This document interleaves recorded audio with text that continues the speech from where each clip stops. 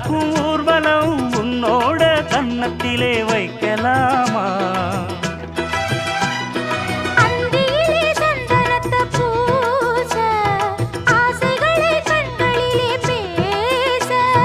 சேலையிலே நீ விசிறி வீச காலையிலே பார்த்த கண்ணு கூச